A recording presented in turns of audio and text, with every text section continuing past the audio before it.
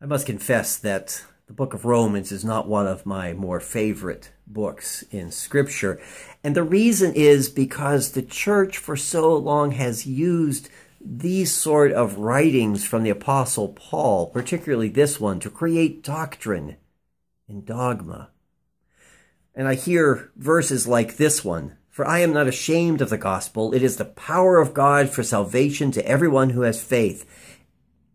And I hear it in the mouth of someone proselytizing door to door and expecting conversion to one way of thinking.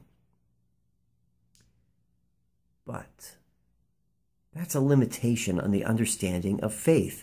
That is saying that faith is all about intellectual assent. It's something happens up here, between the ears.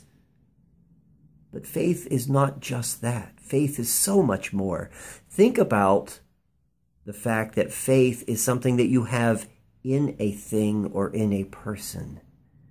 To have faith in Jesus is to know the power of the gospel, which is good news about the life that Jesus lived, the actions that he showed in living out a life faithful to God's calling. And that is the kind of faith that we're called to. Even a couple verses later, it's Paul who writes, "The one who is righteous will live by faith." If we live by faith, it's more than knowledge. Sometimes we don't have knowledge. We don't know what lies down the road. We don't know what's going to happen in the dark. But we have faith in the one who walks with us. We have faith that God will hold our hand and see us through.